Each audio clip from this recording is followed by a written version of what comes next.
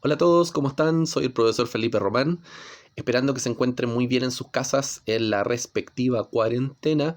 Vamos a empezar esta clase grabada para tercero medio a solucionando sus dudas del capítulo El fin del milenio, ya las primeras 15 páginas que tenían que leer. Y entonces vamos a ir viendo sus dudas a nivel general. Tengo acá sus preguntas, ¿ya?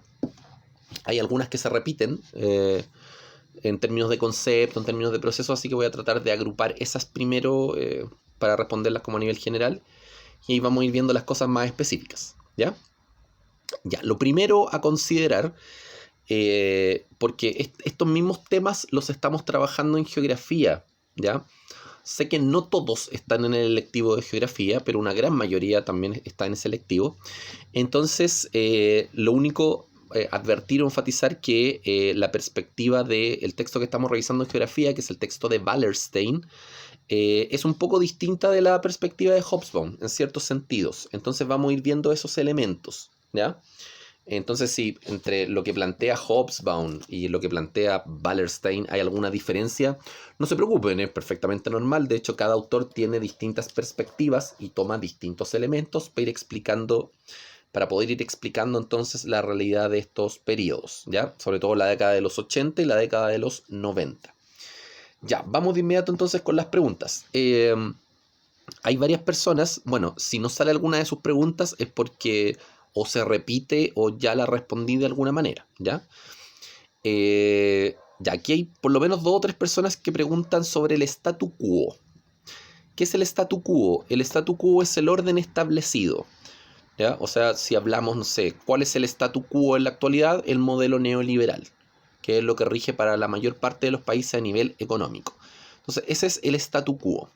Entonces, Hobsbawm dice que en los 90, finalizada la Guerra Fría, hay una carencia de statu quo o una ausencia de statu quo, porque ya no hay grandes fuerzas en el fondo que regulen lo que tenga que ver con, por ejemplo, con la división territorial de los países, o no hay grandes fuerzas que regulen en este caso lo que tiene que ver con los procesos de conflictos internos a nivel cultural en muchos países. Voy a poner un ejemplo. Cuando se acabó la Primera Guerra Mundial, fueron los vencedores de la guerra los que dijeron ya, por ejemplo, en este territorio que antes era el Imperio Austrohúngaro, ahora se van a crear otros países, ¿ya? Se van a crear, no sé, por ejemplo, Checoslovaquia, ¿ya? Y se establece un nuevo país, Checoslovaquia, en 1918. Y también en la zona de los Balcanes se establece Yugoslavia, por ejemplo. Los que de alguna manera determinan cómo se hace eso, la fundación o la organización de estos nuevos países, son los vencedores de la Primera Guerra Mundial. O sea, Francia, Inglaterra, Estados Unidos. Ellos son como, comillas, los árbitros de esta nueva situación. Por ejemplo, tras la Segunda Guerra Mundial, los grandes vencedores son Estados Unidos y la Unión Soviética. Entonces son estas dos grandes potencias las que de alguna manera determinan cómo se va a dividir el mapa europeo en términos de zonas de influencia. Entonces, de hecho, la misma Alemania se termina dividiendo en dos, ¿ya? Un lado capitalista, que es lo que vamos a llamar la Alemania federal, y un lado comunista, que es lo que vamos a llamar la Alemania oriental, o la RDA, República Democrática de Alemania, ¿ya? Entonces, son las potencias acá las que deciden qué es lo que pasa a nivel de organización geopolítica, ¿ya?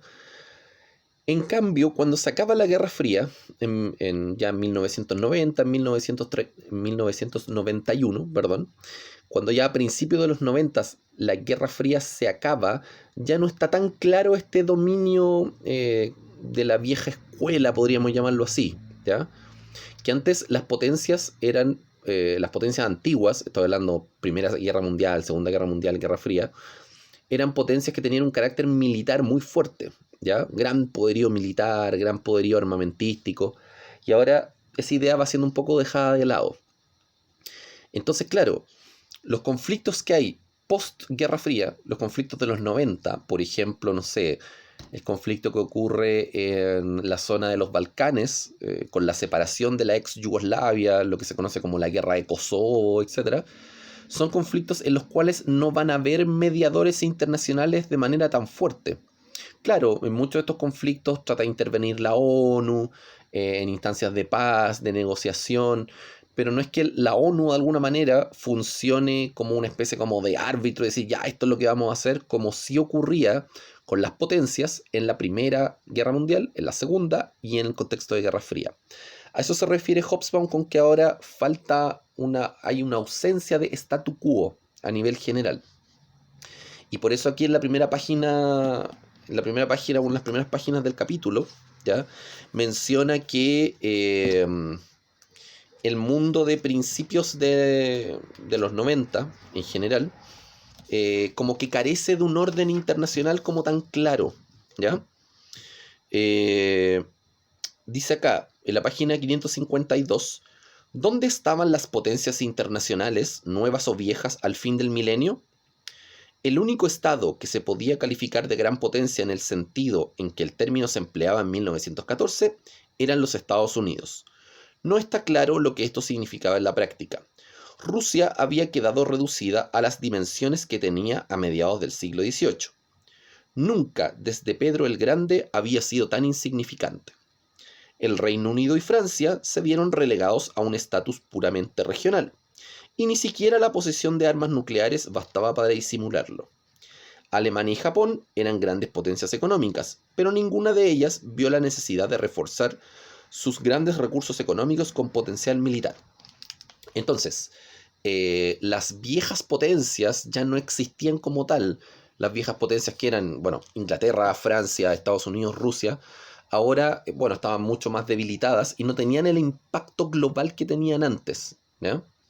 Entonces, claro, por ejemplo, la importancia de Inglaterra y Francia ahora se reduce solamente como a nivel local, regional en Europa, ¿ya?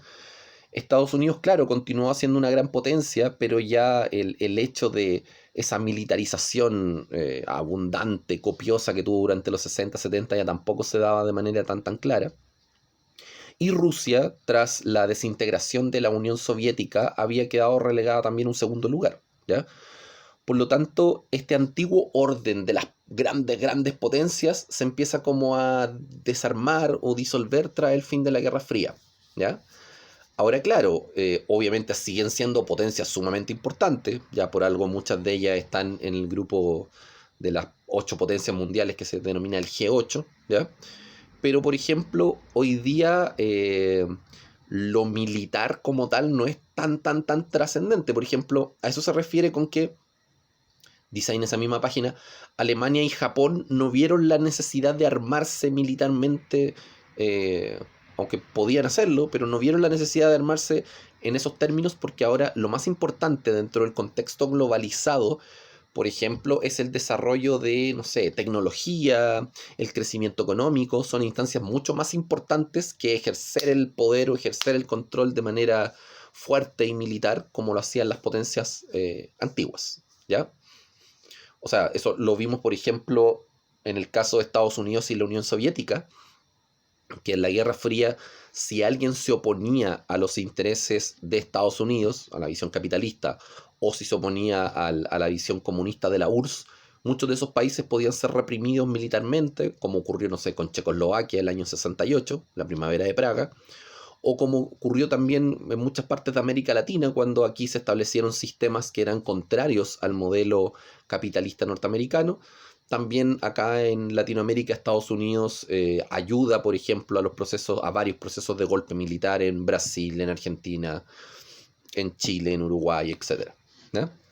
Entonces, a eso nos referimos con que ya no hay un sistema de organización tan claro, como que ya no hay un statu quo, ¿ya? O dice también en esas primeras páginas que el mundo carece de un sistema de organización internacional como era la antigua usanza a la antigua usanza con las potencias, ¿ya? Como que ya no están esas regulaciones que habían antes. Antes las potencias decían, esto se hace y esto es lo que vamos a hacer. Entonces, en ese sentido, ellas dirigían un poco más la política internacional. Lo que empieza a primar entonces, o lo que empieza a importar según Hobsbawm, en la década de los 90, van a ser ahora estos nuevos conflictos, ¿ya? que van a ser conflictos de alguna manera más ligados a lo cultural. ¿Ya? Van a empezar a haber conflictos, por ejemplo, en torno a lo religioso, ¿ya? Conflictos en torno a diferencia de etnias o diferencia de culturas o pueblos, que es lo que pasa en la ex Yugoslavia, que en Yugoslavia, dentro de un solo país o dentro de un solo estado, habían cerca de 6 culturas diferentes, ¿ya? Que tenían diferentes costumbres, diferentes idiomas, y eso da pie a una guerra que es la guerra de Kosovo. Entonces, en este sentido, en los años 80 se produce el proceso de globalización, ¿ya? Empieza el proceso de globalización, tenemos la aparición, por ejemplo, de Internet, la masificación de los computadores, la integración económica a nivel mundial, global, ¿ya? Que aquí con esto respondo a la pregunta de alguien que no tenía muy claro el concepto de Marcos Lazo, que dice, no me queda muy claro el concepto de globalización. Ahí para que lo noten y lo registren, ¿qué es la globalización? La globalización es un proceso de integración a nivel mundial, global, tanto en lo económico, eso se ve mucho en los tratados de libre comercio y en las relaciones económicas internacionales, pero también es un proceso de integración a nivel cultural, ¿ya? Entonces se va integrando cada vez más lo cultural, se va integrando cada vez más lo económico y tenemos entonces un mundo que en general está regido por el modelo económico neoliberal. Pero ese modelo económico neoliberal de alguna manera también fue generando, podríamos decirlo así, cierta, no sé, comillas, cierto desorden internacional o cierta ambigüedad en términos políticos, porque ¿qué le interesa ahora no solamente a Estados Unidos, sino que a Inglaterra, Francia? ¿Qué le interesa en términos económicos? Que se desarrolle todo lo que tiene que ver con la globalización. Entonces, en ese sentido, la antigua idea, que lo vimos en uno de los capítulos anteriores, las antiguas potencias se guiaban mucho por esta idea del metarrelato, por esta idea de estas grandes verdades que regían la política, la economía, etc. Entonces, como esos grandes metarrelatos empiezan a caer, por ejemplo, el comunismo empieza a caer, el modelo keynesiano empieza a caer, el neoliberalismo, si bien triunfa en los 70 y los 80, tampoco va a tener una gran extensión en términos de, ¿cómo decirlo?, en términos de bonanza económica, por ejemplo. El modelo keynesiano, para que ustedes hagan como la diferencia, el modelo keynesiano que parte en los años 30 alcanza su punto culmine en los 50, al principio de los 50, en Estados Unidos, el estado de bienestar, y el modelo keynesiano va a ser en general exitoso durante más o menos unos 20 años, ¿ya? Un poco más inclusive.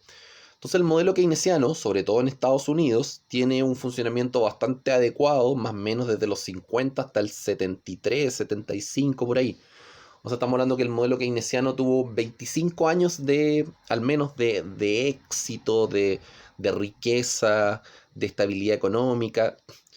En cambio, el modelo neoliberal, la ganancia o el crecimiento que produce es muy breve en muchos países, ¿ya? Si lo vemos en el caso de Chile, por ejemplo, el modelo neoliberal acá, bueno, se empieza a implementar el año 82, va a tener un crecimiento importante ahí cuando vuelve la democracia, tras la salida o tras el fin de la dictadura de Pinochet.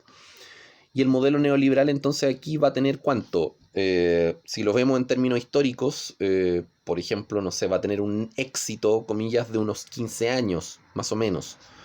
Si lo vemos desde 1990 hasta el 2006, donde empiezan las primeras protestas grandes contra elementos del modelo neoliberal, por ejemplo, el tema de la educación, con la Revolución Pingüina el 2006, el éxito del modelo neoliberal va a ser bastante breve o bastante corto en términos históricos, ¿ya?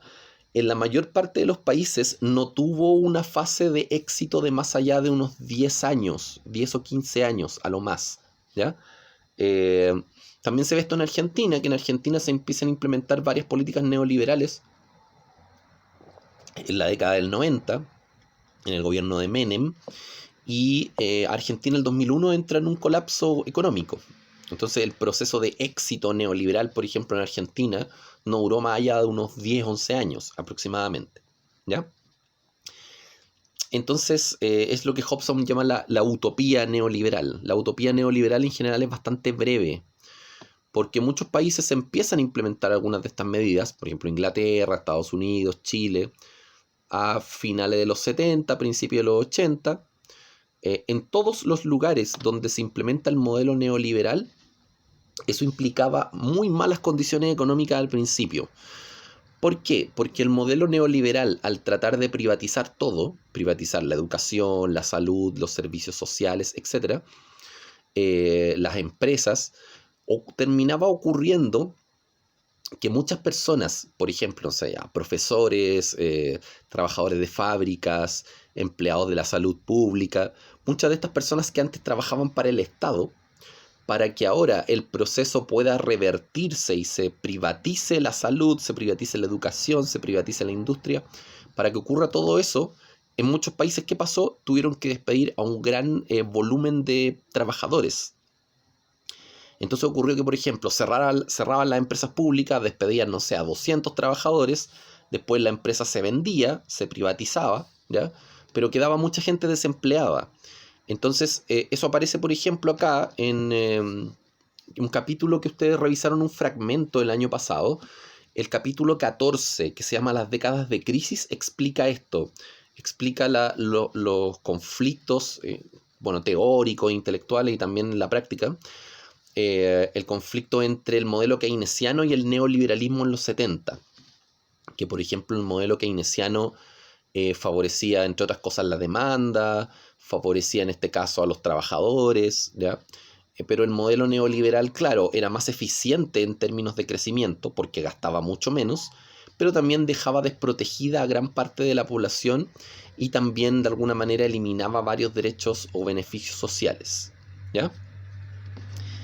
Entonces, si alguien, por ejemplo, quiere revisarlo, está en capítulo 14, Las décadas de crisis, donde explica cómo cae o cómo en el fondo se va reemplazando el metarrelato keynesiano por el metarrelato neoliberal.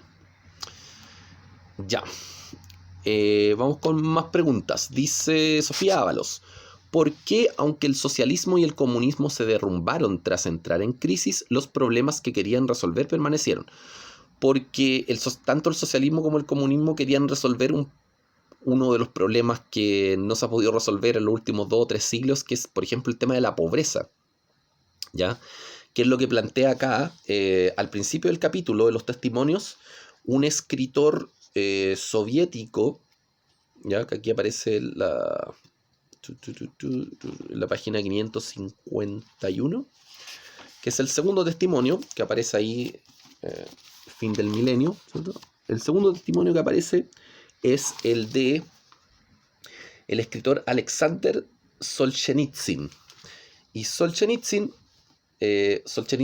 fue un crítico del comunismo soviético, ¿ya? Él no estaba de acuerdo con el comunismo soviético, porque él fue encarcelado en estos campos de concentración soviéticos que eran los Gulag, ¿ya?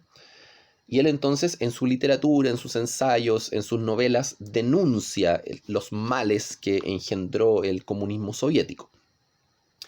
Pero él dice que lo que intentaban solucionar estos sistemas, el problema aún se mantiene. ¿Cuál es? Dice: aunque el ideal terrenal del socialismo y el comunismo se hayan derrumbado, los problemas que este ideal intentaba resolver permanecen. Problemas, por ejemplo, como la pobreza, que es un problema que no se ha podido solucionar en el transcurso del siglo XX, o problemas como la desigualdad de zonas muy ricas y muy pobres del mundo. Esos problemas no se han resuelto aún. Dice entonces, los problemas que este ideal intentaban resolver permanecen. Se trata de la descarada utilización social del desmesurado poder del dinero, que muchas veces dirige el curso de los acontecimientos, y si la lección global del siglo XX no produce una seria reflexión, el inmenso torbellino rojo puede repetirse de principio a fin. Quiere decir que un sistema como el soviético, el torbellino social, la revolución que generó eso, se puede volver a repetir si no se toman carta en el asunto o no se intentan solucionar estos problemas de la pobreza y la desigualdad, ¿ya? Porque en el fondo eso es lo que motiva las grandes revoluciones o los grandes cambios, las grandes transformaciones. Si uno retrocede, no sé, por ejemplo, a la Revolución Francesa, la Revolución Francesa termina ocurriendo, o una de las causas es que la gente no tiene, o sea, gran parte de la gente no tiene que comer por los impuestos muy altos, ¿ya? Y porque un sector, no sé, de la burguesía se revoluciona contra la monarquía y no está de acuerdo con sus principios. Lo mismo ocurre, no sé, en la Revolución Cubana en 1959. Y sin ir más lejos, es lo mismo más o menos que empieza a ocurrir el año 2018-2019 en Francia, en Ecuador, en Chile, que se inician procesos de revuelta popular, se inician procesos de un cambio o una transformación en contra del sistema económico imperante, porque hay carencias económicas, hay gente que se está endeudando para estudiar, la AFP no un buen sistema para garantizar las pensiones, entonces siempre siempre es la pobreza, siempre son las carencias las que producen estos procesos revolucionarios, ¿ya? Entonces, como dice ahí Solzhenitsyn, si estos problemas no se resuelven, pobreza, desigualdad, el torbellino rojo puede volver a repetirse. Ya. Segunda pregunta de Sofía. Dice, si se tenía una percepción o idea de que a futuro el medio ambiente estaría tan perjudicado por las acciones que tomaron, ¿por qué no hicieron un cambio antes si no conseguían nuevas materias para reemplazar las actuales? ¿O por qué no mantenían el precio de las actuales para no seguirlas subiendo? Porque aquí lo que prima, lamentablemente, en muchas instancias es el interés económico. Dentro del marco, dentro del modelo neoliberal, lamentablemente, todo lo que tiene que ver con materias primas o con eficiencia productiva no está para nada regulado mediante criterios ecológicos o algo así. O sea, simplemente de acuerdo a la lógica neoliberal, lo que produce más riqueza es lo que se utiliza. Da lo mismo si contamina, da lo mismo si, no sé, daña los ecosistemas. eh, o sea, claro, se están buscando soluciones actuales, pero va bastante lento. O sea, hoy día el petróleo sigue siendo una de las principales fuentes de energía del mundo y es bastante contaminante, ¿ya? Hoy día, por ejemplo, está la opción de la energía solar, pero, o sea, es mínima en comparación a la cantidad de eh, por ejemplo, recursos y dineros que se mueven, por ejemplo, por el petróleo. Entonces, claro, ¿por qué no han conseguido nuevas materias primas o por qué no han mantenido el precio de las actuales? Porque también los precios tienen que ver con la demanda y la oferta. Entonces, si por ejemplo las empresas siguen demandando y demandando petróleo, eso hace subir los precios. O sea, no pueden mantener los precios regulados y obviamente como el petróleo, entre muchos otros fuentes de energía, contamina, también en muchos países el impuesto que se le coloca al petróleo es bastante alto, ¿ya? Entonces, en general, claro, podríamos reemplazar el petróleo y otras instancias por energía más limpia, pero lamentablemente esto se rige más por criterios económicos que por criterios ecológicos. Ya, Benjamín Paredes. Benjamín preguntaba lo del statu quo, que ya lo respondimos. También Benjamín pregunta por qué nace o se incrementa una xenofobia hacia extranjeros tercermundistas. ¿En qué momento se deja de pensar así en los países más desarrollados? Todavía se piensa así. Si ustedes han visto las noticias en los años anteriores, hay muchos países que han puesto muchas, pero muchas restricciones al ingreso de población que viene de África, Asia o de otras partes del mundo. Sobre todo en Italia, por ejemplo. Ya en Italia pusieron muchas restricciones para la llegada de inmigrantes africanos. ¿Por qué hay tanta xenofobia? Porque de alguna manera, antes el enemigo, ¿quién era el enemigo del capitalismo? El comunismo. Entonces el enemigo era Europa Oriental, la Unión Soviética, etc. Ahora, como a nivel general, lo que termina ocurriendo es que se acaba el comunismo como sistema o como metarrelato, y la globalización se expande a través de todo el mundo. Claro, hay muchas personas que buscan mejores situaciones de vida, mejores oportunidades económicas. Entonces, sobre todo, por ejemplo, población del norte de África va a tratar de ingresar a España, a Italia, a Francia, ¿ya? Y a partir de eso, entonces, van a intentar tener mejores condiciones de vida. Entonces, por ejemplo, a ver, hay muchos países africanos que como ellos eran colonias de Europa, van a tener, por ejemplo, no sé, van a hablar esos idiomas. Entonces, por ejemplo, no sé, en Argelia eh, va a haber un porcentaje de la población, por ejemplo, que va, bueno, Argelia era una colonia francesa, ¿ya? En un porcentaje de la población, por ejemplo, en Argelia habla francés. Entonces, claro, si yo sé hablar francés y soy un argelino, voy a tratar de, no sé, irme a buscar opciones económicas a Francia porque manejo el idioma y a partir de eso puedo establecer una vida mejor allá, buscar un mejor trabajo, empleo, etc. Además, hay un problema ahí no resuelto porque eh, muchos países europeos, ya, o sea, todos los países europeos que tenían colonias, se llevaron gran parte de los recursos que tenían varios países africanos, recursos minerales, se llevaron muchas materias primas, y claro, hoy día muchos países africanos no tienen la capacidad productiva, por ejemplo, para generar empleos. O sea, claro, imagínense si, no sé, Inglaterra se llevó toneladas y toneladas y toneladas de carbón de Sudáfrica, ¿ya? El hecho de que hayan sobreexplotado tanto un recurso económico en particular, después deja a los países africanos con menos recursos para poder desarrollar una economía eficiente, por ejemplo. Derivado de eso, entonces, muchas personas que viven en África, un país africano, sobre todo el norte, van a querer emigrar a Europa y en Europa van a poner muchas trabas y por eso se va a desarrollar esta especie como de rechazo xenófobo en muchos contextos. ¿Ya? Eh, ya, entonces esto todavía pasa de manera muy frecuente en Europa. Todavía hay una xenofobia bien marcada en algunos sectores. En Italia, por ejemplo, y todavía se mantienen algunos grupos incluso ligados como al fascismo, que no están muy de acuerdo con el ingreso de extranjeros. ¿Ya? Hay una instancia súper xenófoba todavía en algunos sectores de Italia. Ya. Pasamos a la pregunta de Joaquín Bustos. Dice, ¿por qué la Unión Europea no fue capaz de tener éxito o algo de aceptación, según Hobsbawm? A ver, la Unión Europea es un conglomerado de países, ¿ya? Que forman una especie como de unión, podríamos llamarlo así, de una especie de unión política y económica.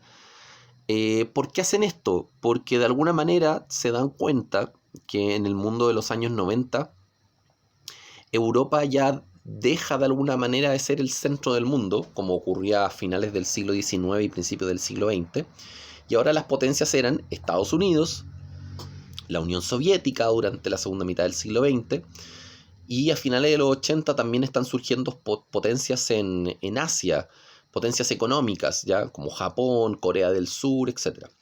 Entonces, bueno, aquí la lógica de la unión hace la fuerza, es lo que opera en estos países de la Unión Europea. Entonces, ellos tratan de hacer un mercado común, ¿ya? Un mercado común con una moneda única, que es el euro. Entonces, los países de la Unión Europea hacen esta unión política, económica, eh, que intenta de alguna manera, por ejemplo, eliminar algunas de las trabas comerciales, ¿ya? Y también esto favorecía o favorece de alguna manera a los países que son parte de la misma Unión Europea. Entonces, habitantes, por ejemplo, ya, no sé, de Inglaterra, Francia, Alemania, se les va a dar una mayor facilidad para moverse al interior de los países. Se les dan mucho más facilidades que un extranjero, por ejemplo, ¿ya? Que alguien que viene, no sé, de América Latina o que viene de África o que viene de Asia. A estas personas, a las personas de la Europa misma, se les van a dar muchos beneficios y se les va a permitir un desplazamiento mucho más libre al interior de Europa. Quizás las personas más beneficiadas de esto eran los jóvenes. Los jóvenes, por ejemplo, no sé, si un joven francés quería ir a Alemania, por ejemplo, o quería ir, no sé, a algún otro país, muchas veces, por ejemplo, tenían descuento en, no sé, en los trenes o en la forma de transporte, en los alojamientos. Había muchos alojamientos universitarios, por ejemplo, si un joven estudiante universitario de un país quería ir a otro. Entonces, todas esas instancias son beneficios que se dan, pero solamente dentro de la misma Europa, entre los países miembros de la Unión Europea, ¿ya? Entonces, claro, la Unión Europea como conglomerado es importante, pero es solamente entre ellos, es una especie como de tratado bastante cerrado, solamente que se dan beneficios entre ellos mismos. Entonces, claro, Estados Unidos con la Unión Europea, claro, tiene buenas relaciones y todo eso, pero los beneficios no son con ellos, ni tampoco con Rusia, ni con Japón, ni con China, ni con Latinoamérica. No, solamente una unión entre ellos, ¿ya? Un tratado de cooperación, ayuda mutua, que se da a nivel un poco más como cerrado, ¿ya? Por eso es que no tiene tanta aceptación como a nivel mundial se refiere, porque entre ellos mismos tienen bastantes beneficios. Hace poco Inglaterra hizo como una especie de referéndum para ver si seguían o no en la Unión Europea y eso generó como algunos conflictos. ¿Ya? El tema del Brexit.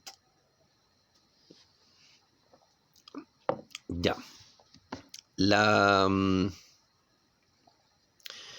Ya, Joaquín Bustos pregunta también por qué en el siglo XX corto, ya casi terminado, después de la Guerra Fría, se tornaron los conflictos de alguna manera religiosos o entre el primer y tercer mundo. ¿Por qué esto no se desarrolló antes, aunque fuera una escala como más pequeña o no tan grande? A ver, antes habían conflictos religiosos, pero claro, estaban mezclados muchas veces los temas, porque, por ejemplo, no sé, en el caso de Irán, a finales de los 70 y principios de los 80, en Irán hubo muchas guerras que tenían que ver también con una instancia de carácter religioso, ¿ya?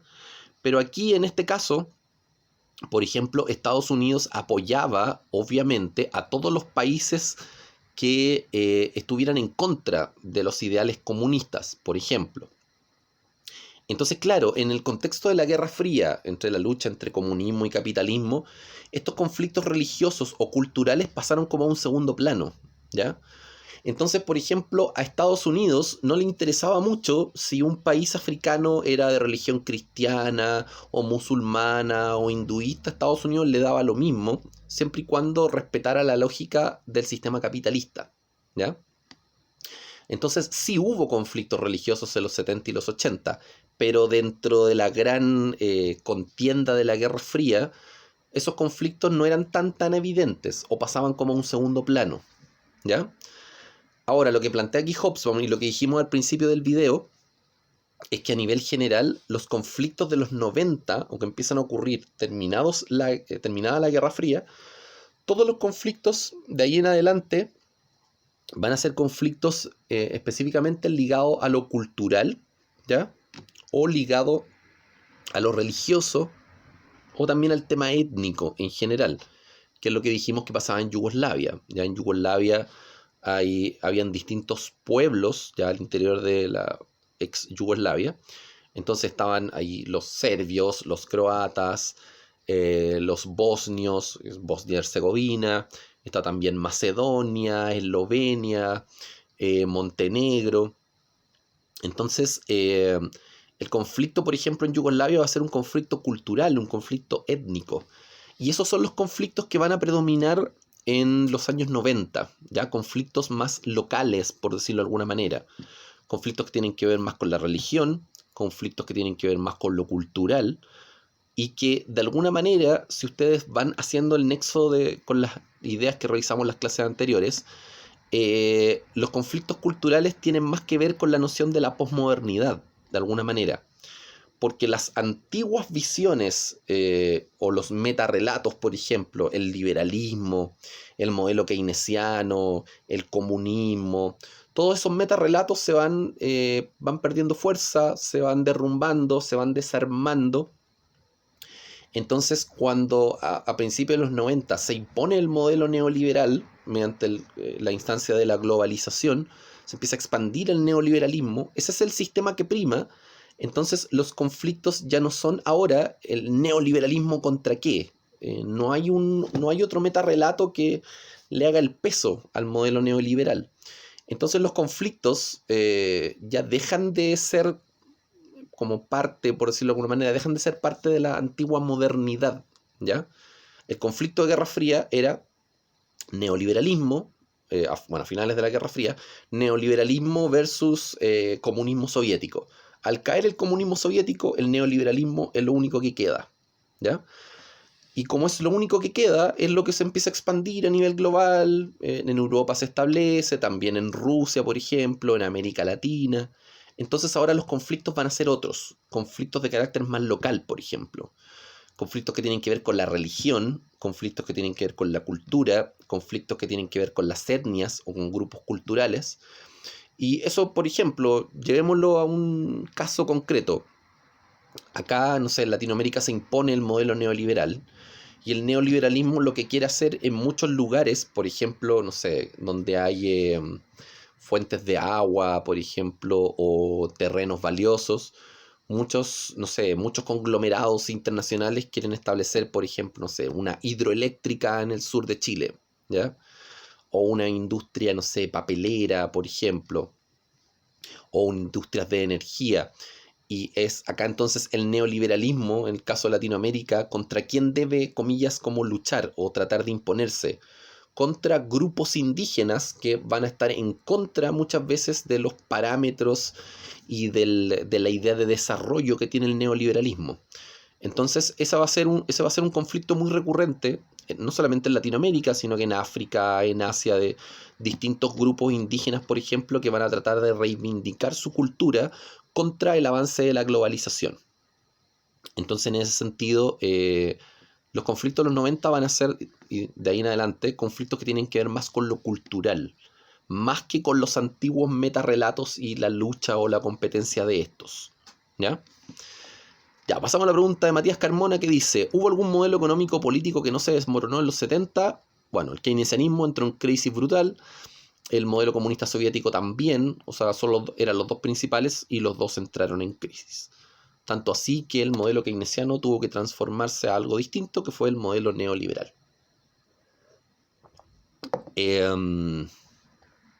¿Cuál fue la mayor perjudicación? Dice, ¿cuál fue el mayor, bueno, perjuicio de la participación de Estados Unidos en las guerras independentistas? Supongo que se refiere a las guerras independentistas de África, en los 50 y los 60. ¿Cuál fue el mayor problema de eso? Que Estados Unidos le pasó mucha plata a algunos países que eran anticomunistas y esos mismos gobiernos después se terminaron volviendo contra Estados Unidos, ¿ya? Países como Irak, Siria, que Estados Unidos les prestó, no sé, ayuda económica, militar, y esos países después terminaron volviéndose contra Estados Unidos. Ese es como el gran problema para Estados Unidos en específico. Valentina Vale Carrasco dice, ¿cuál fue el impacto del proceso de globalización en la mentalidad de la gente y cómo afecta esto a las nuevas ideas de racismo? Ya, el impacto de la globalización fue muy, muy, muy importante porque con la globalización cada vez se valora más la cultura global, mucho más que los elementos culturales propios de los países. O sea, el hecho de que, por ejemplo, ustedes quieran tener, no sé, el teléfono más avanzado, no sé, el iPhone, no sé cuánto, es un elemento de la globalización que incide en ustedes, ¿ya? Ustedes muchas veces consideran o se considera en el mundo cotidiano que el hecho de tener un celular más avanzado te hace, no sé, mejor persona que otro por tener el iPhone 7, 8, 17, 42, lo que sea, ¿ya? Entonces, ¿cómo incide la globalización en la mentalidad de la gente? Bueno, haciéndonos creer que porque algo es de determinada marca es mejor que otro, siendo que quizás puede ser igual, peor o lo que sea, ¿ya? Entonces, incide en varias cosas, esto tiene varias vertientes o varios lineamientos. Por ejemplo, la globalización ha incidido, por ejemplo, en que han cambiado la forma de cómo se relacionan las personas. Antes la forma de relación de las personas era mucho más comunitaria, ahora es mucho más individualista, ¿ya? Por ejemplo, claro, la instantaneidad de la comunicación nos permite estar en contacto de manera muy rápida, pero también los vínculos emocionales con los cuales se desarrolla la gente ahora son mucho más, como más distantes que hace 20 o 30 años atrás. Entonces la globalización ha incidido en muchas instancias, cómo se relacionan las personas, la forma que tenemos, por ejemplo, no sé, la misma forma de abordar el aprendizaje es muy distinto a lo que ocurre ahora que lo que ocurre hace 20 o 30 años atrás, ¿ya? Quién sabe, quizás aquí, de aquí en adelante, después de las pandemias y de lo que ocurrió en el mundo, quizás a lo mejor, quizás estoy planteando ahí una teoría, quizás, no sé, cambie la forma de cómo se organiza la educación, quizás se puede entender que a lo mejor la educación online es un buen método y a lo mejor los colegios van a tener que transformarse de alguna manera. No sé, la antigua estructura de los colegios que era mucho más moderna, a lo mejor va a tener que cambiar en algunos aspectos, no sé, estoy ahí como haciendo una hipótesis de cosas que podrían pasar. Pero la globalización, claro, ha incidido en muchas instancias de comportamiento, la gente se ha vuelto también más consumista, la gente tiende mucho más, claro, con todo con, no sé, el internet de alta velocidad y con las plataformas de streaming que existe, a la gente le gusta todo, o sea, un elemento que está como en el chip de las nuevas generaciones, que todo tiene que ser como rápido, rápido, rápido, rápido, rápido, rápido. Si la página de internet se demora, no sé, 2 minutos en cargar, la gente como que se desespera. Y claro, por la instantaneidad también, o el gusto por lo instantáneo es una consecuencia también de la globalización, ¿ya? Cada vez más a la gente le cuesta, por ejemplo, dedicarle tiempo, no sé, a nivel general, no sé, a la lectura, por ejemplo, ¿ya? En las generaciones anteriores era, no sé, bastante más normal o más cotidiano, por ejemplo, leer como forma de diversión o como forma de esparcimiento. Y claro, es un estímulo y hoy día con uno en el computador o en el celular puede estar viendo 3 o 4 cosas al mismo tiempo, puede estar escuchando música, puede estar viendo Facebook, compartiendo una foto en Instagram, hablando con alguien por WhatsApp, uno puede estar haciendo 3, 4, 5 cosas al mismo tiempo, ¿ya? Entonces, eso es uno de los impactos de la globalización, que la globalización ha vuelto todo más instantáneo, más rápido, ha aumentado el nivel de consumismo, ha tenido varias consecuencias, bueno, tanto positivas como negativas. En lo positivo está lo instantáneo, la facilidad de la comunicación. Si, por ejemplo, alguien, no sé, antes quería comunicarse con alguien en Australia, tenía que hacer una llamada por teléfono que cada minuto te costaba, no sé, 1.500 pesos. Era una brutalidad, uno hablaba 10 minutos y tenía que pagar una cantidad enorme de dinero, y hoy día alguien puede hacer una llamada por WhatsApp y le sale prácticamente gratis. ¿Ya? Ya.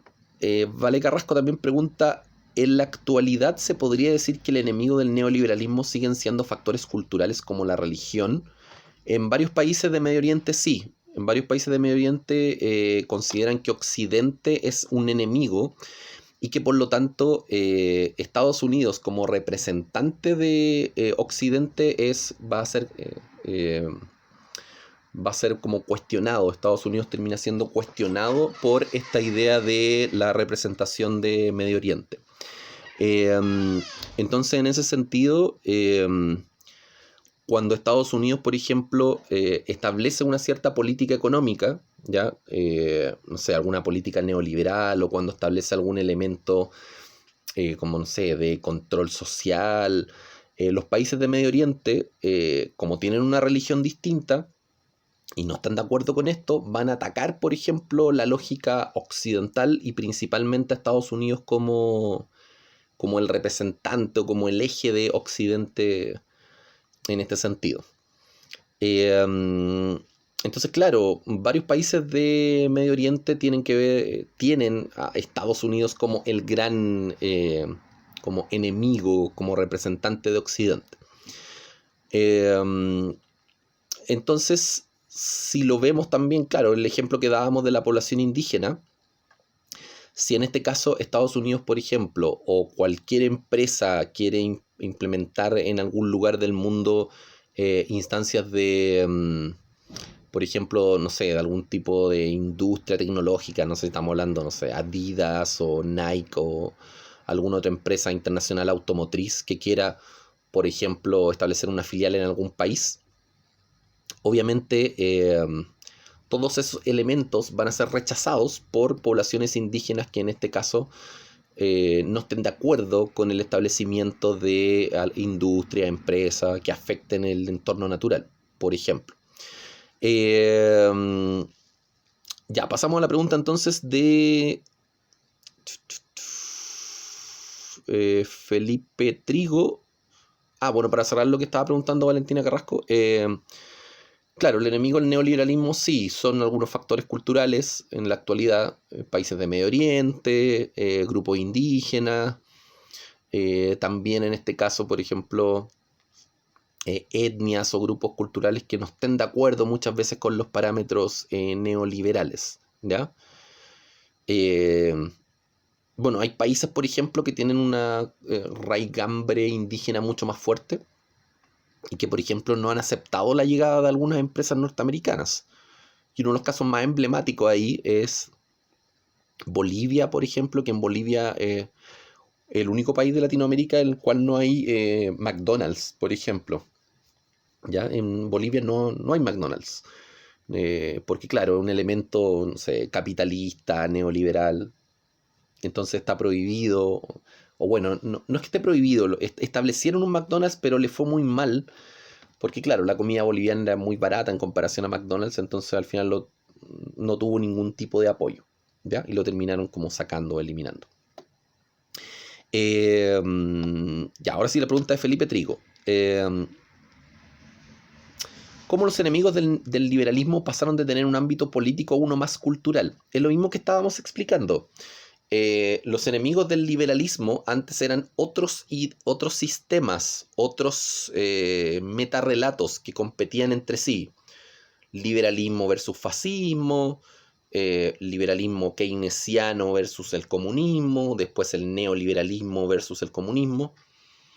Entonces, como esos metarrelatos caen, ¿ya? Y queda solamente el modelo neoliberal, ahora del antiguo conflicto que era más político, ahora vamos a tener un conflicto mucho más cultural, ¿ya? Entonces por eso cambia, por la caída de los metarrelatos y por la transformación de lo que tiene que ver con el paso de una visión más política a una visión mucho más cultural. Eso con respecto a la primera pregunta de Felipe Trigo. La segunda, ¿cuáles fueron las desventajas que trajo la globalización al mundo? Bueno, ya explicamos varias de ellas. La nueva forma de comunicación entre las personas, el consumismo, eh, no sé, al ser todo tan veloz, cuesta muchas veces hacer cosas que impliquen una dedicación de tiempo. Hoy día tampoco está muy claro el límite entre las responsabilidades, por ejemplo. Estamos hablando, no sé, de responsabilidades ciudadanas, responsabilidades. No sé, porque antes, por ejemplo, coloco un ejemplo bien concreto. Si alguien antes, no sé, en la década de los 70 o los 80 quería divertirse, por ejemplo, no sé, podía ver televisión, ya. Entonces los papás decían, ya, usted para divertirse puede ver, no sé, dibujos animados y tiene, no sé, 2 horas para ver dibujos animados y después va a hacer las tareas, por ejemplo, ¿ya? Pero hoy día está todo en el mismo aparato. O sea, hoy día ustedes en su computador, ustedes pueden hacer sus actividades, pueden estudiar, pueden divertirse, pueden ver una película, pueden hablar con un amigo, pueden escuchar música. Entonces también los límites de los aparatos tecnológicos han hecho que se concentre todo en un solo aparato, un celular o en un computador. Entonces los límites de eso no están del todo claros, ¿ya? Antes, no sé, una persona en los 60 o los 70 tenía que para estudiar, sentarse a estudiar en un escritorio con un libro y eso era estudiar. En cambio ahora alguien puede estar, no sé, estudiando, trabajando y divirtiéndose al mismo tiempo. Y claro, está todo en el mismo dispositivo, ¿ya? Entonces, podrían ser unas consecuencias negativas de la globalización. Bueno, y también esto estaba en uno de los videos anteriores, que aparece en la introducción, que es que se pierden los lazos comunitarios. Eso también es un elemento importante. Independientemente del sistema económico, los lazos comunitarios también se pierden un poco en ese sentido. Ya Martín Lastarria pregunta, ¿cuáles son los problemas del siglo XX corto que no tenían solución ni se podían solucionar? Bueno, los mismos que se plantean o que planteamos, el tema de la pobreza, el tema de la desigualdad, son instancias ahí que quedan como de lado o no tienen solución. De aquí Martín Lastarria pregunta también lo de Alemania y Japón, por qué no se querían rearmar, eso ya lo explicamos.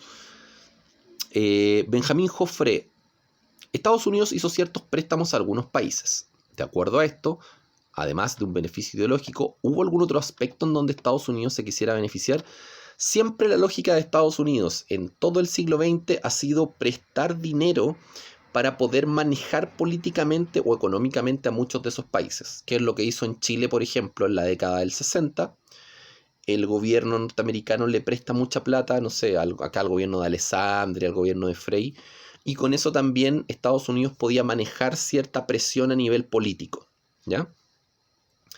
Entonces Estados Unidos hizo lo mismo en África, en Asia, en Latinoamérica, prestar plata para ir manejar políticamente a esos países, ¿ya? Porque algo súper obvio, porque, o sea, muchos de estos países no iban a tener dinero para devolverle a Estados Unidos. Entonces, claro, si uno le debe plata a alguien, en el fondo está comprometido con esa persona o con ese país. Entonces, si Estados Unidos dice, ya Chile, le prestamos tanta plata y después Chile no tiene para devolverlo, para devolver ese dinero, ¿qué es lo que va a pedir Estados Unidos? Favores a cambio. Y dentro de esos favores estaba, por ejemplo, no sé,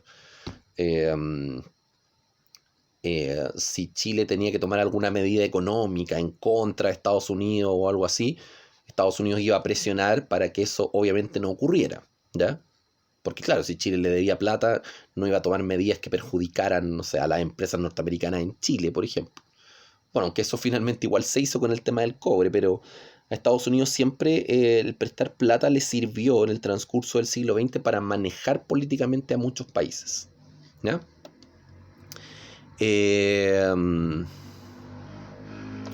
Benjamín Joffre pregunta, si no se hubieran creado los tratados de libre comercio, ¿actualmente la economía chilena estaría bien o mal en comparación a otros países que sí pueden producir sus productos con materia prima? A ver, bueno, esto es una discusión que la hemos tenido en más de alguna oportunidad. Claro, los tratados de libre comercio sirven para que Chile exporte más. Porque si Chile, por ejemplo, tiene un tratado de libre comercio con China o con Japón o con Corea del Sur, esos países van a pedir más cobre chileno. Entonces Chile va a tener un mayor crecimiento económico. Va a vender más cobre.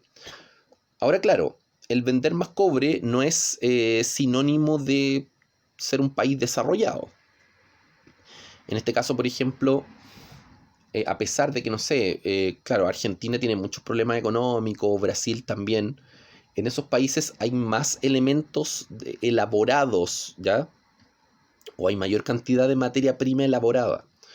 Por ejemplo, en Brasil hay armadurías de autos, ¿ya? De autos, de micros, de camiones. Y por ejemplo, esa empresa es sumamente importante en Brasil. Entonces, en ese sentido, Brasil tiene un proceso de mayor elaboración de algunas instancias que nosotros. Entonces, claro, la economía chilena, si no tuviéramos los tratados de libre comercio, estaría peor que como está. Pero, no sé, es también aquí un poco, no sé, especie de ficción histórica, porque no sabemos qué pasaría si Chile no tuviera los tratados de libre comercio. Quizás, a lo mejor, si no tuviéramos los tratados de libre comercio, también Chile sería un poco más libre a nivel político y económico para poder, en este caso, desarrollar materia prima y después poder elaborarla. O sea, podríamos hacer un proceso, no sé, industrial más avanzado, o podríamos hacer un proceso tecnológico más avanzado, quizá inclusive, si no tuviéramos los tratados de libre comercio, que en el fondo terminan estableciendo ciertas amarras en muchos niveles. Entonces, no sabemos si Chile estaría bien o mal, es difícil saberlo, ¿ya? Es ficción histórica, pero en términos concretos, si no tuviéramos los tratados de libre comercio, venderíamos menos cobre. Por el tema de los impuestos, ¿ya? Recuerden que eso lo vimos el año pasado. Los tratados de libre comercio lo que hacen es reducir los impuestos.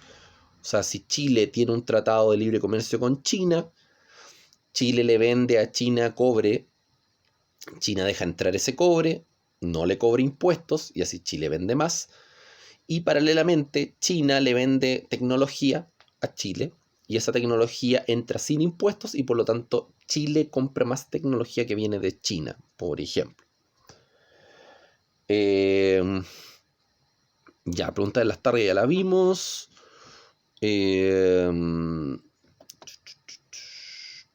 Esta pregunta ya la revisamos porque el modelo que iniciaron entra en crisis. Bueno, entra en crisis por la crisis del petróleo, que es del año 73-74. Y bueno, básicamente porque el modelo que iniciaron gastaba mucho dinero. gastaba mucho dinero y era poco eficiente, entonces en ese sentido producía mucha inflación. El modelo keynesiano, al gastar mucha plata, generaba mucha inflación y mucho gasto social. Y eso produjo un cierto desbalance económico que a la larga genera que el modelo se transforme y termine convirtiéndose en un modelo neoliberal. Que la misma pregunta que está haciendo aquí Fernanda Marchand también pregunta, ¿qué pasa con el modelo keynesiano? ¿Qué ocurre cuando se acaba el modelo keynesiano en la década del 70? Bueno, en general las grandes potencias, Estados Unidos, Inglaterra, Francia, dejan de lado el keynesianismo, adoptan un modelo neoliberal y el keynesianismo se va a mantener en algunos países, sobre todo de Europa del Norte. Dinamarca, Finlandia, Suecia, Noruega, que coincidentemente, los últimos años, son los países que tienen mayor nivel de desarrollo humano. Si ustedes buscan el índice de desarrollo humano de los países, en los primeros 10 lugares, el índice de desarrollo humano mide las condiciones de vida de los países. Considera, no sé, servicios sociales, salud, educación, el nivel de consumo, el nivel de estabilidad laboral. Considera muchos factores el índice de desarrollo humano. Dentro de los 10 primeros países están justamente los de Europa del Norte, los que mantuvieron el modelo keynesiano. Finlandia, Islandia, Noruega, Dinamarca, Suecia. Los que mantuvieron ese modelo hoy día son los países más desarrollados y estables a nivel económico. Fernanda Marchand pregunta qué pasa con el liberalismo de cada periodo. Ya, todo esto en materia del año pasado. El liberalismo de los primeros 30 años hasta 1929 es un liberalismo libre, de laissez-faire, muy desregulado, y llegamos a la crisis del 29. Después tenemos el liberalismo keynesiano, que es mucho más social, se enfoca en la demanda y que va a durar desde el 32 hasta el 76, y que lo negativo que tenía ese sistema era que producía mucho gasto. Y el neoliberalismo, que es el liberalismo actual, que claro, genera mucho crecimiento, pero también hay una desprotección social muy fuerte, y es lo que ha llevado al descontento de los últimos años. Ya, Sofía Martínez pregunta, ¿qué significa la utopía antagónica a la soviética? Aquí Hobsbawm habla de la utopía neoliberal. Y la utopía neoliberal que se desarrolla en los 80 y los 90, dice, ¿por qué se encontraba en quiebra? Bueno, porque, como dijimos, cuando se implanta el modelo neoliberal en muchos países, las primeras medidas son cerrar las empresas públicas, y eso hace que se despida mucha gente, ¿ya? Al despedirse mucha gente, el sistema entra en crisis, como nos ocurrió a nosotros en Chile en 1982. La economía chilena entra en una crisis tremenda cuando se empiezan a implementar las primeras medidas neoliberales, ¿ya? Se cierran empresas, se privatiza la educación, se privatiza la salud, etc.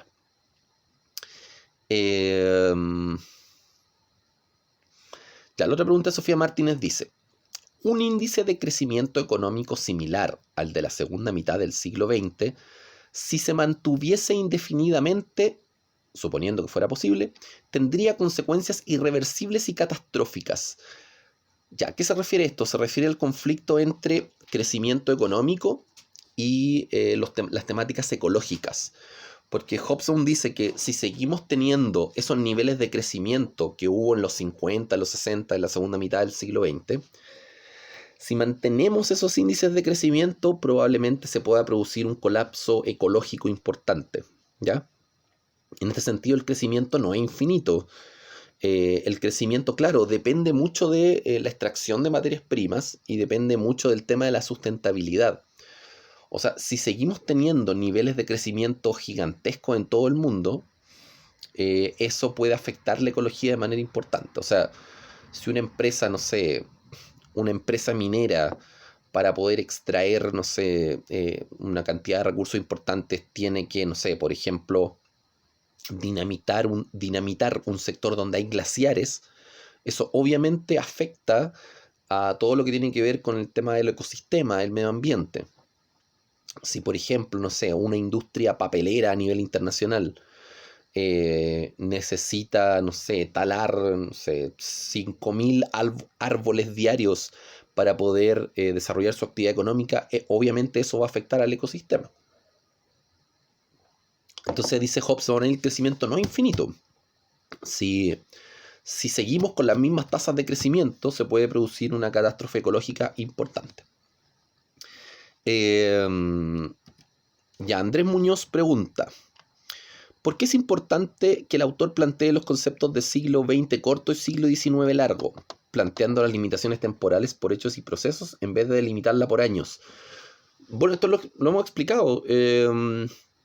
Lo hemos explicado en otros contextos porque es más funcional entender las cosas o los procesos por los elementos que van ocurriendo dentro de un determinado periodo que por año. O sea, no me sirve de nada marcar el principio del siglo XX con el año 1900 porque eso no me dice nada respecto al proceso que está ocurriendo.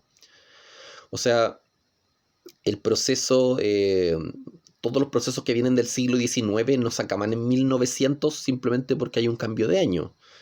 Los procesos que vienen desde el siglo XIX se acaban en 1914 con la Primera Guerra Mundial. O sea, el nacimiento del liberalismo con la Revolución Francesa y todas las revoluciones liberales que hay y el fin de las monarquías y todo eso, en el fondo ocurre en lo que Hobson denomina el siglo XIX largo. Y la lucha del liberalismo primero contra el fascismo, después contra el comunismo y ahora contra, no sé, elementos culturales, es parte de lo que podríamos denominar, bueno, el siglo XX corto, ¿ya? Lucha del liberalismo, fascismo, liberalismo, comunismo, que en el fondo como la competencia de los antiguos metarrelatos, ¿ya? Entonces en ese sentido, al caer esta idea del metarrelato ya pasamos a otra cosa distinta.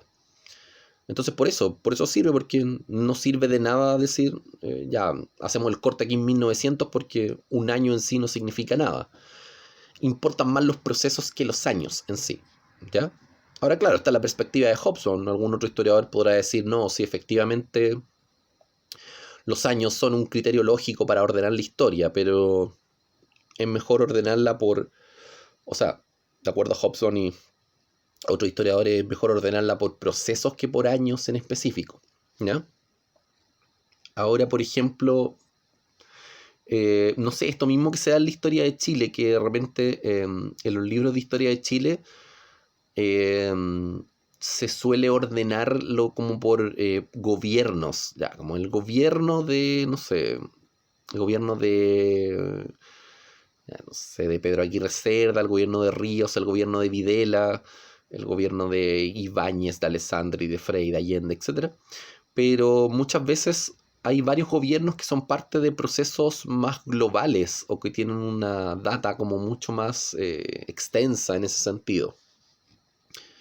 Entonces, claro, depende cómo hagamos la clasificación. Podemos hacerla por gobiernos, podemos hacerlas por años, pero los procesos históricos de alguna manera son los que nos van explicando como lo macro a nivel como de larga data. O sea, si estudiamos el modelo neoliberal, vamos a decir que, no sé, se implementa desde el 76, no sé, hasta, ya, supongamos, el 2030, ¿ya? Y vamos a tener todo el panorama de eso. En cambio, si lo dividimos gobierno por gobierno, ¿ya? Va a ser como más complicado estudiar una temática así. Entonces, por eso Hobsbawm plantea que es más eficiente estudiarlo como por etapas o por procesos que por años. El año en sí no significa mucho. Ya Andrés pregunta por qué son tan importantes los tratados bilaterales de libre comercio en el desarrollo avanzado de las naciones que participan en ellos. ¿Dónde se puede ver más reflejada esta importancia? Bueno, ¿por qué son importantes los tratados bilaterales? Porque lo mismo que decíamos, reducen los impuestos a nivel general. Ahora, claro, muchas veces naciones avanzadas pueden tener tratados bilaterales y los beneficios son entre ellos, venderse tecnología entre ellos o venderse productos elaborados entre ellos. ¿Dónde se ve reflejado esto? Bueno, en el aumento de las transacciones comerciales, básicamente en eso. Porque claro, al entrar más productos con menos impuestos, las transacciones comerciales van a ser mucho más abundantes. Entonces se ve reflejado en eso, principalmente. Martín Narea, ¿qué importancia tiene la caída del muro de Berlín? Bueno, cuando el muro de Berlín cae en el año 89, es el símbolo del fin de la Guerra Fría. Eso es lo más importante de la caída del muro de Berlín. Y que se muestra o ya se evidencia de manera patente que la Unión Soviética se derrumbó. Se derrumbó en términos políticos, económicos, y que ya el comunismo fracasó como metarrelato.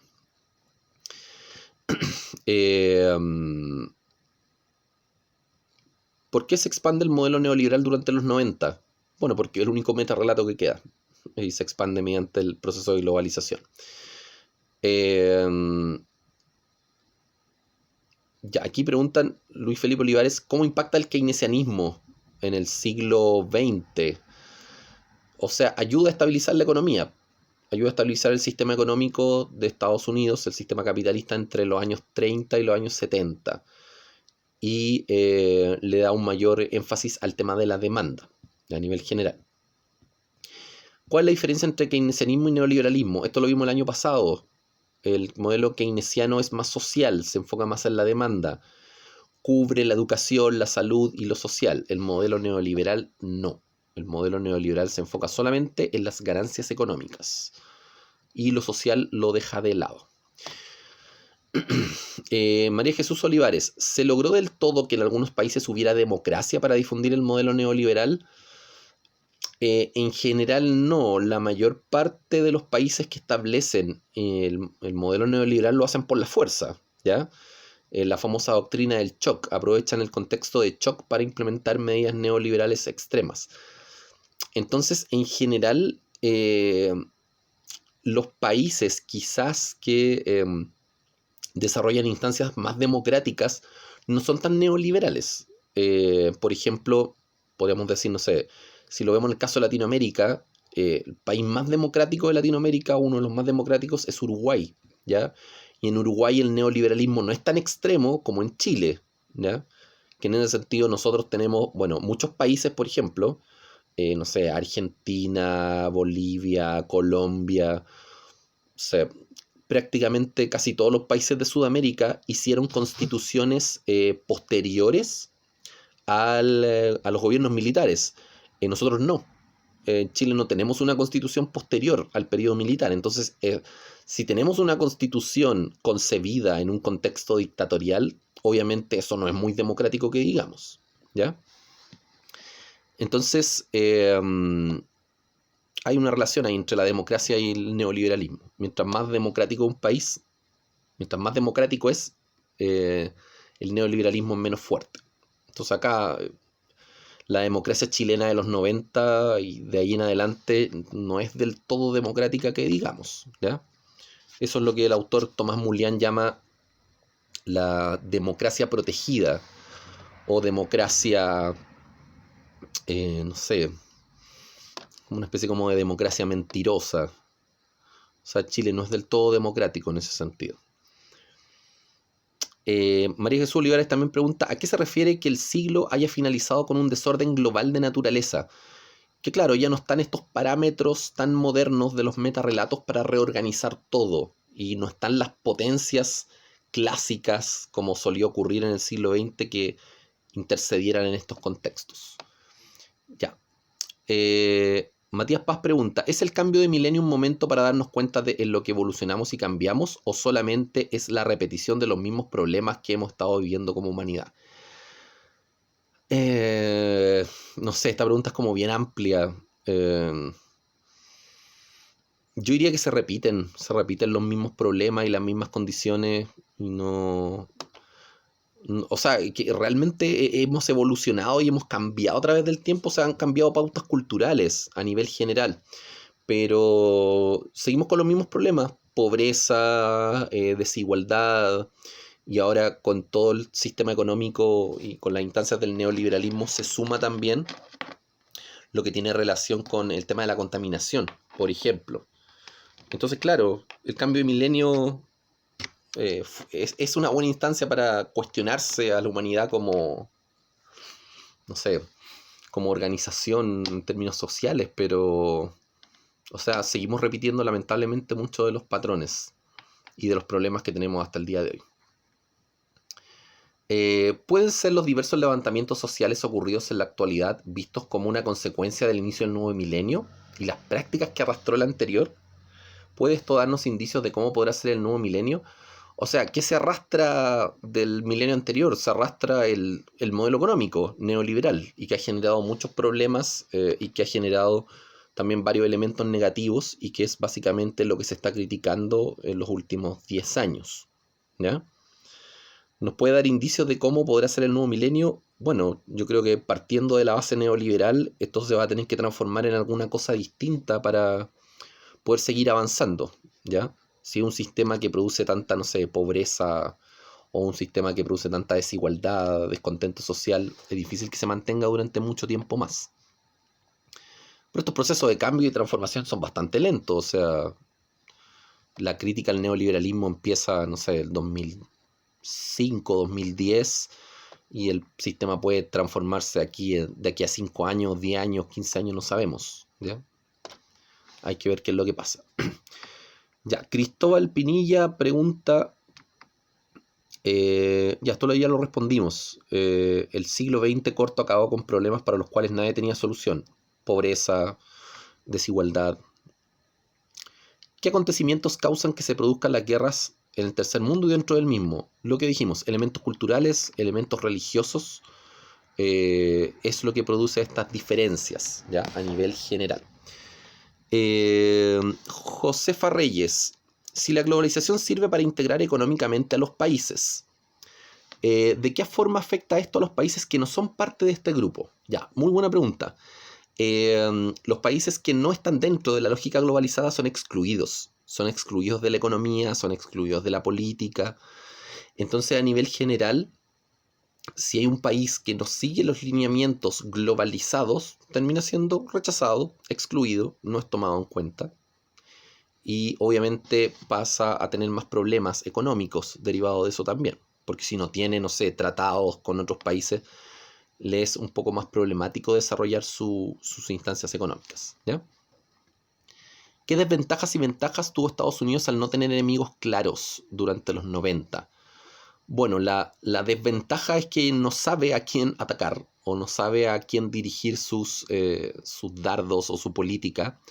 La ventaja es que, claro, quizás ya no tiene que armarse tanto ni gastar tantos recursos militares como sí lo hacía en los 60 y los 70. O sea, es mucho más barato el sistema de control globalizado que el sistema de control militar de los 60 o los 70. Catalina Rojas. En la época de guerra que se presenta en el relato, o sea, después de los 90, ¿existieron figuras que promovían la paz? Como por ejemplo Gandhi en India. Bueno, en los 90 está el caso de Mandela, Nelson Mandela en Sudáfrica, que defiende las instancias ligadas con la paz. Bueno, y en la actualidad hay algunas otras personalidades que han estado, no sé, vinculadas con el tema del premio Nobel, por ejemplo. El mismo Obama creo que obtuvo el premio Nobel de la Paz, por ejemplo, pero en los 90 como que no hay una figura tan icónica más allá de Mandela, diría yo. Mandela es como la figura como principal en los 90.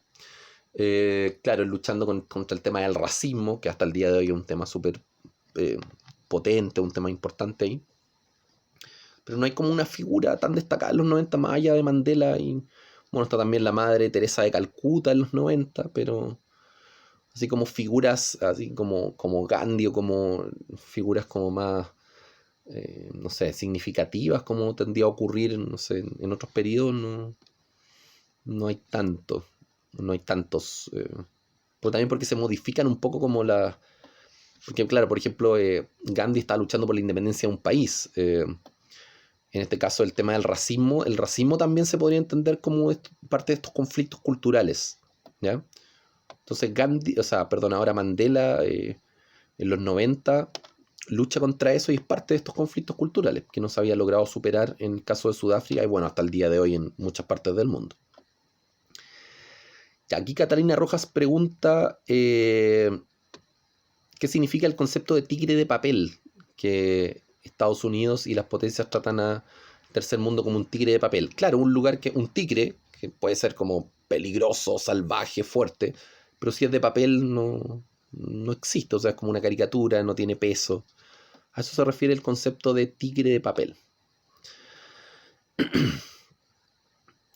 Lucas Terra pregunta si este declive de la economía que se menciona en este capítulo no hubiera pasado, ¿tendríamos una mejor economía global? No sé, ya toda esta pregunta de ficción histórica como que no sé bien cómo responderla porque estamos haciendo suposiciones solamente. Lo que produjo el declive fue la implementación del modelo neoliberal. El neoliberalismo produjo un declive en su implementación a nivel económico. Claro, después tuvo cierto periodo de crecimiento, riqueza en los 90, pero eh, no sé si tendríamos una economía mejor o peor. Eso es ficción histórica. ¿Hubiera ocurrido igual el declive de la religión independientemente de lo económico?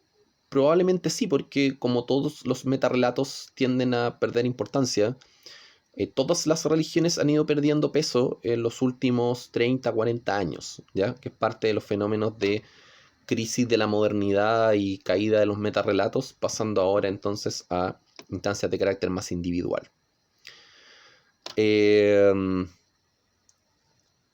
Fernando Ulloa pregunta, si Chile desarrolla su industria y logra procesar el cobre, ¿esto afectaría a los tratados de libre comercio? Sí, porque los tratados de libre comercio se establecen ciertas condiciones de productividad o cantidad de producción. Entonces, si Chile hiciera una industria de cobre, sí, afectaría a los tratados de libre comercio.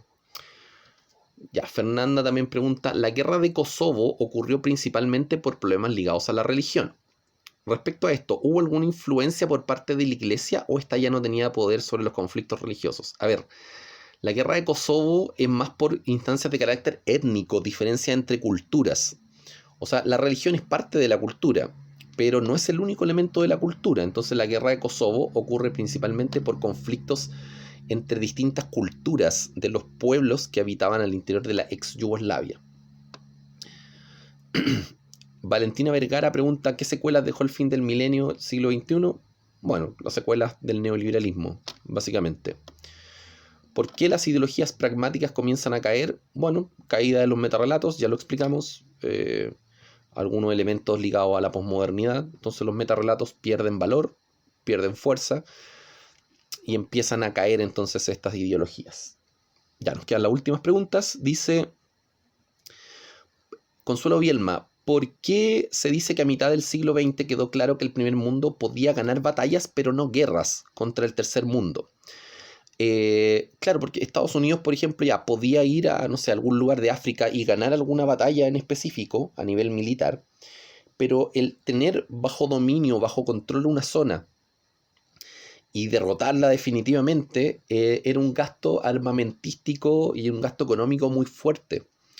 Entonces, claro, por ejemplo, lo mismo, Estados Unidos, por ejemplo, intervino en Centroamérica durante gran parte de segunda mitad del siglo XX. Estados Unidos intervino, no sé, en Nicaragua, en El Salvador, en Cuba, pero era difícil derrotarlos de manera definitiva porque eso implica un gasto demasiado grande a nivel general. Entonces, claro, Estados Unidos tiene la tecnología para, no sé, invadir Nicaragua y ganar una batalla, ganar otra, pero de ahí a tener, no sé, el control definitivo de todo ese territorio implica un gasto demasiado grande, ¿ya?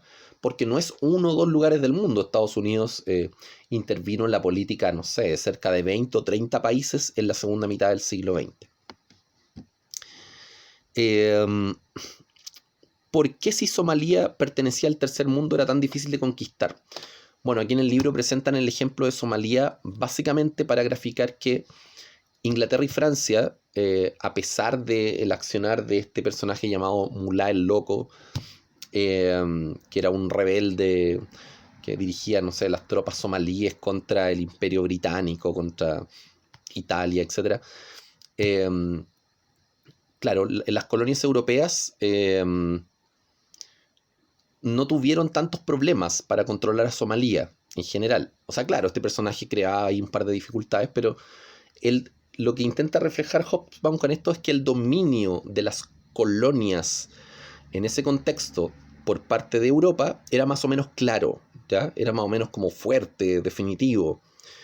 Sin embargo, después de la Segunda Guerra Mundial y en el contexto de la Guerra Fría, el dominio de Estados Unidos y de la Unión Soviética en esos sectores no es del todo claro. O sea, Estados Unidos puede ir a invadir Somalia, ganar un par de batallas, pero el controlarlos de forma absoluta es bastante difícil, ¿ya?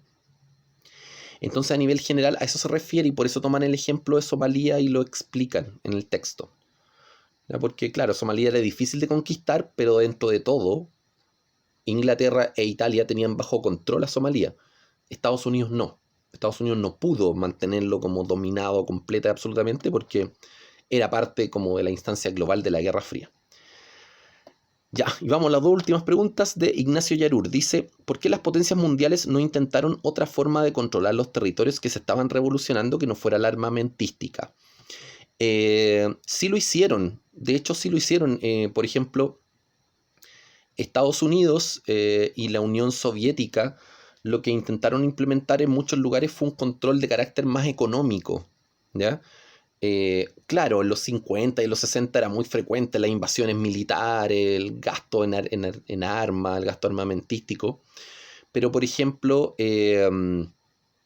la política que los mismos ingleses utilizaron en África, que se llamó la Commonwealth, por ejemplo, hacer como una especie de unión económica, cultural, fue utilizado eso por Inglaterra, y no, Inglaterra era parte de la OTAN, de la Organización del Tratado del Atlántico Norte, junto a Estados Unidos. Entonces, por ejemplo, el hecho de que Inglaterra manejara ciertos lugares de África, ahora a nivel económico más que militar, también era parte como de la estrategia de Estados Unidos. Entonces, claro, Estados Unidos adopta una estrategia principalmente militar, pero también económica en muchos lados, ¿ya? Y lo que hizo, como ya lo dijimos, fue prestar plata. ¿Ya? Entonces, cuando Estados Unidos le prestaba, no sé, plata a Siria, a Libia o a Irak en la década del 70, era también una forma de control y dominio político, ¿ya? No solamente fue guerra, armas, invasiones, sino que también Estados Unidos prestó plata, en algunos lugares trató de tener cierta influencia cultural, ¿ya?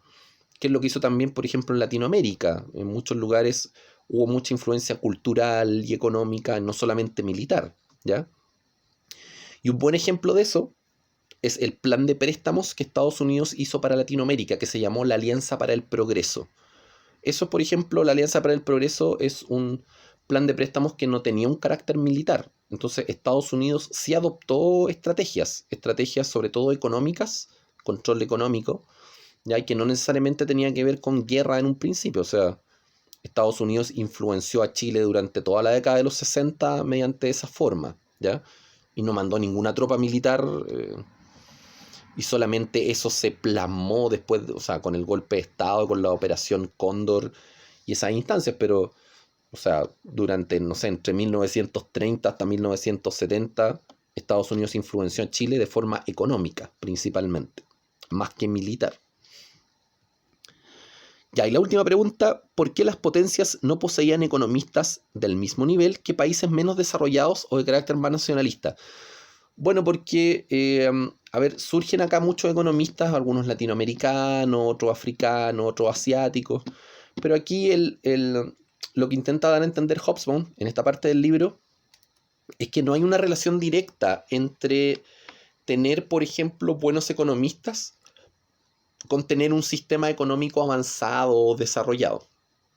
O sea, se puede dar que, no sé, por ejemplo, muchos países africanos, latinoamericanos, lo que estaban tratando de hacer era buscar respuestas de por qué el sistema económico los afectaba a ellos de tal o cual forma. Entonces, claro, si tú tienes un sistema, por ejemplo, y el keynesianismo, el modelo neoliberal, que dentro de todo funciona y hace que la economía se mueva y todo funcione, probablemente vas a tener menos economistas investigando los procesos económicos porque a ti no te afecta de manera tan directa.